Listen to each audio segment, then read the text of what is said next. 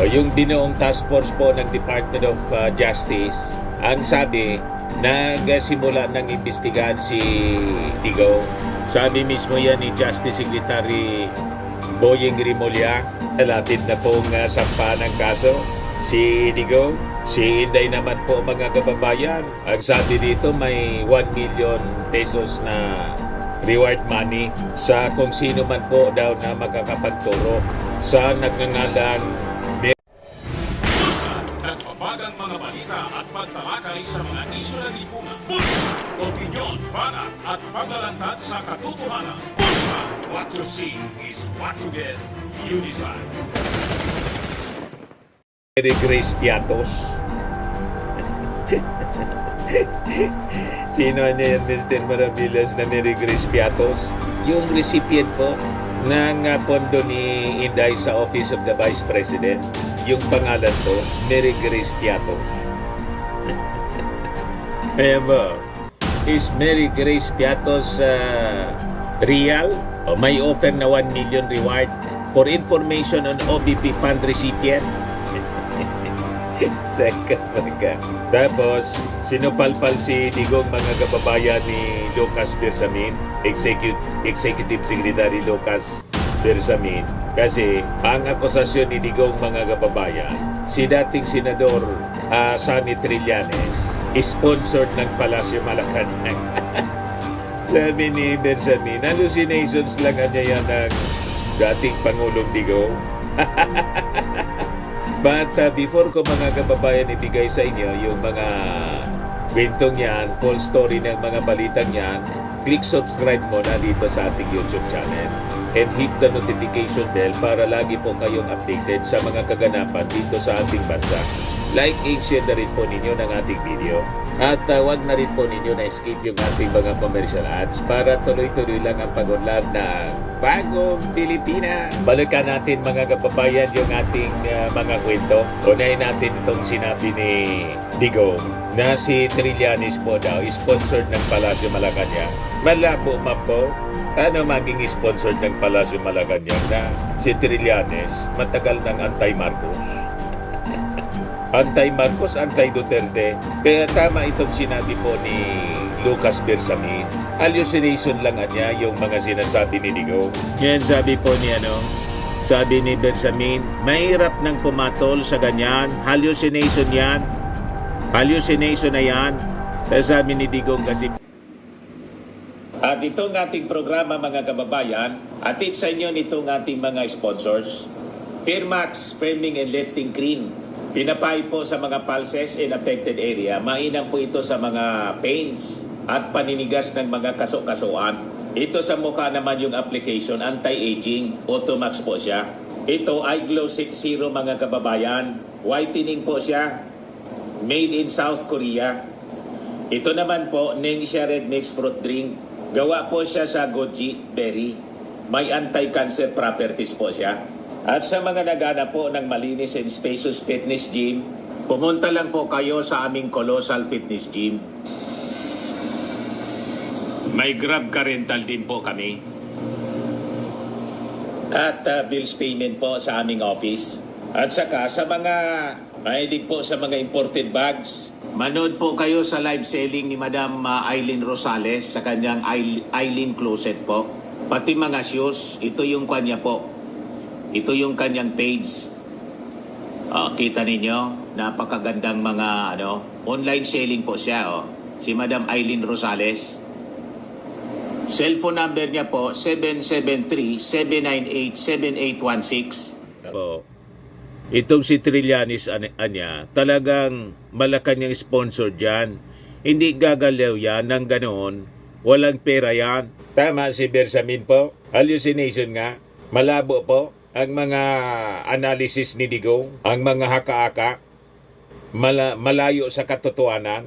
Wala pa po sa posisyon si Presidente Bongbong Marcos. Nag-file na sa kanya ng kaso si Trillanes.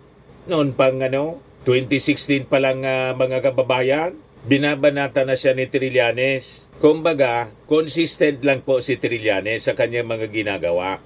Ngayon, siyempre, lahat man na tinituro ngayon ng mga Duterte, ang author po, Palasyo Malacanang. Sabi nga natin mga kababayan, itong mga kinasadlakan na problema ng mga Duterte, ang may gawa man lang po sila. Halimbawa, bakit siya iniimbestigahan ng Quadcom ngayon? Malinaw po na lumabas mga kababayan sa investigasyon ng Quadcom dito sa mga issue ng Pogo, drugs, AGK. Ang sabi po, yung previous administration, human rights violations, lahat po ito nangyari during the previous administration. Alangan man, pabayaan na lang ito ng ating mga congressmen. At yung mga victims, mga kababayan, dumulog kasi sa ating mga congressmen.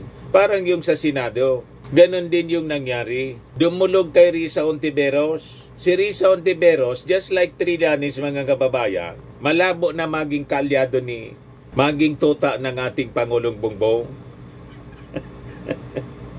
Tama po. Parang yung mga militant congressmen, yung mga Makabayan Black, alangan man yung Makabayan Black, mga kababayan, tuta na ng ating Pangulo.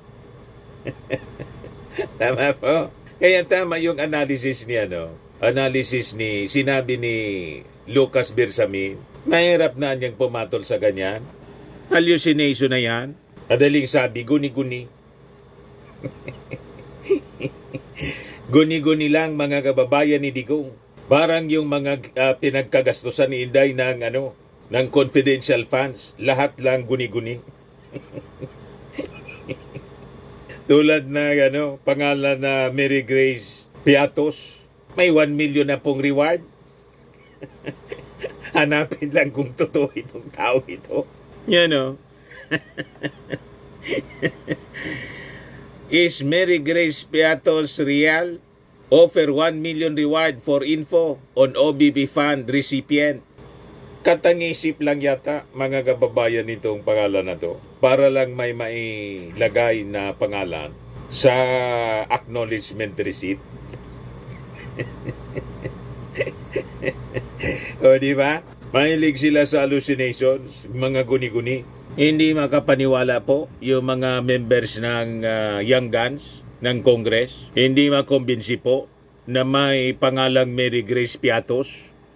Kaya sabi po ni Congressman Jefferson Congon ng 1st District ng Zambales, yung House Blue Ribbon Committee niya at Quad Committee will voluntarily offer 1 million pesos to whoever can confirm Piatos' existence. May pabuya na. Hanapin lang kung sino ito. Kung talagang totoong nag-exist ang isang nagngangalang Mary Grace Piatos. You see? Meanwhile, si Congressman Paulo Ortega, mga kababayan, nanawagan kay Vice President Sara Duterte na mag-attend na siya sa susunod na hearing to address allegations of irregularities sa paggamit ng kanyang confidential funds. It's about time anya mag-attend sila at magpaliwanag nitong mga anomalies na nangyayari. Pero si Inday nagsabi na po, hindi niya ako mag-attend niya. Sabi ko sa inyo po, mga members ng Congress, hindi man kayo nire-respeto ng mga Duterte. Napakinggan ko si Panelo na magbigay daw kayo ng respeto. Yun ang sabi niya before na mag-attend ng Quadcom hearing si Digong. Doon pa lang mali na si Panelo. Ang respeto po ay hindi inihingi. It is not demanded. It is earned. Umakto dapat kayo na kare-respeto. Mismong si Digong ang nagsabi na talaga niyang bastos ako. Yun nga po, you just imagine mga kababayan. Katabi niya si Dilima, kababaing tao. Pinakulong na nga niya mga kababayan for almost 7 years. Nasabi ng korte, wala mang kasalanan. Na-dismiss yung mga kaso. May lakas pa ng loob. Si Digong pa yung may lakas ng loob na ambahan ng suntok si Dilima. You just imagine, dati kang Pangulo, mag-aasta kang ganyan sa isang babae, gusto mong suntukin, at si Trillanes, gustong hambalosin po ng microphone. So mismong yung posisyon na pagkapangulo, binastos na ni Digong. Tapos si Panelo is demanding respect. Si Digong nga hindi niya nirespeto yung posisyon na kanyang hinawakan. Pagkatapos, kung makadiman kayo ng pagrespeto, wagas. Di ba? So, I suggest to the members ng Congress, wag na ninyong bigyan po ng special treatment. Wag ninyong itratong ganyan. Inaabuso na po. Inaabuso po kayo at hindi nila nirerespeto ang Congress bilang isang institusyon. Harap-harapan na pambabastos po sa inyo. No one is above the law.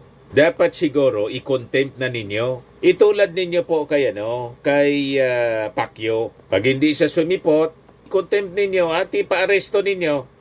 Ganun lang para mabigyan nating ng leksyon. Itong mga tao, nasabihin pa natin na opisyal ng gobyerno, lalo pa dapat na sila rumispeto sa institusyon ng gobyerno kasi sila opisyal ng gobyerno. Bigyan po ninyo ng leksyon para hindi umaboso. Pinapaaboso po ninyo. Yung ating Pangulo nga gustong tanggalan ng ulo, pagkatapos yung tatay ng ating Pangulo gustong hukayin, ganun sila kabastos. Pagkatapos kayo, magbibigay kayo ng respeto sa isang bastos na tulad ni Digong at sa kanyang anak na si Inday Sara. Tama po mga congressmen. At pag na-substantiate na ninyo, na-establish na ninyo na talagang may hindi nangyaring kanais-nais sa pondo ng ating gobyerno, file na po ninyo ng plunder at saka impeachment para tapos na po. Di ba? Inahamon kayo ni Inday. Lumalabas na kinakaya-kaya lang kayo po ni Inday ng mag-ama. Although, nung Quadcom po, hindi umobra yung angas po ni Digong. Talagang inilagay siya sa tamang kinalalagyan niya. Hindi nakapagmura si Digong kasi pina-point of order kaagad siya ng ating mga congressmen. At winarningan siya. Winarningan siya ng Quadcom. So tama po yon. Pero itong pagkakamuti po sa inyo ni Inday, huwag ninyo pong hayaang baliwalain po kayo. I-apply ninyo po yung rules ng Congress. Pag hindi po, nakuha na ng Congress ngayon ang tiwala ng ating mga mamamayang Pilipino. Mas pinagkakatiwalaan na kayo ngayon kaysa sa mga senador. Huwag ninyong pabayaan na mawala yung tiwalang yan. Tuluyan na po ninyo itong mag-ama. Papanagutin ninyo sa batas. Sabi nga natin, dapat nga magresolusyon na kayo asking the President na bumalik na tayo as member ng ICC. O ngayon, natutuwa tayo kasi yung Department of Justice, bumuo po sila ng isang task force. Ang sabi, nagsimula na sila sa kanilang investigasyon laban kay Digong. Ayan po. Sabi dito sa balita, former President Rodrigo Duterte is now being investigated by the task force formed by the DOJ to probe the alleged extrajudicial killings committed during his administration. Sabi po ni Boyeng Rimulya. So sabi po ni Rimulya na yung task force ng DOJ is looking at possible violation of international humanitarian law. So sabi dito, when asked about the scope of the investigation, sabi ni Rimulya that the department wants the charges to be separate from each other. So ang ibig sabihin, iba yung kaso dito, iba man yung kaso sa ICC. Possible niya, dapat hindi mag-overlap. Walang overlapping. Everything niya that can be covered. Of course, you are talking about several laws that will come into play. Mayroon anyang yung revised penal code and other special laws, and you have the Republic Act 9851. Itong Republic Act 9851 is known as Philippine Act on Crimes Against International Humanitarian Law, Genocide, and other crimes against humanity. So, mabuhay ang Department of Justice. Inaasahan natin na pabibilisin ninyo yung investigasyon para naman po mabilis na rin na makamit yung hustisya ng mga biktima. Tama pa? O ngayon, in other stories mga kababayan, lumarga na po yung 24 truckloads ng mga ayuda mula po sa House of Representatives. Ayuda para po sa mga nasalanta ng bagyong Piping, Christine at iba pang weather disturbances papunta pong Bicol. Ayan po mga kababayan, lumarga na po papunta dito sa amin.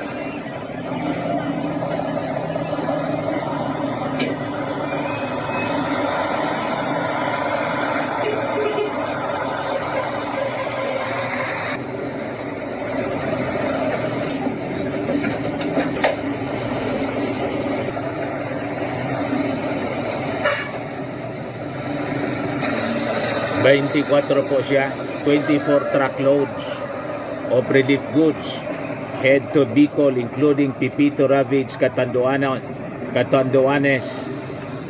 Ayan po. Following President Ferdinand Marcos directive, the House of Representatives led by House Speaker Martin Romualdez in collaboration with the Department of Social Welfare and Development, has launched the Tabang Bicol Tindog Uragon Initiative. Itong large-scale relief effort includes 24 truckloads of essential supplies and 750 million in financial aid for communities affected by recent typhoons in the Bicol region, including areas like Catanduanes, which bore the brunt of Super Typhoon Pipito. Sabi dyan sa report ng Impact Leadership.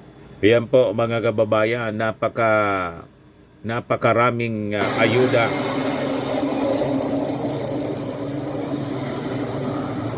Di ba?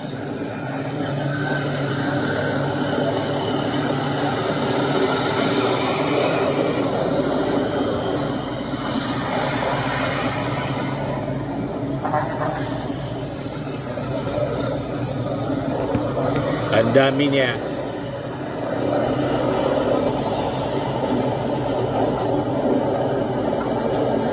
Naka-convoy sila mga kababayan. Tapos bumisita pala dito mga kababayan si Austin.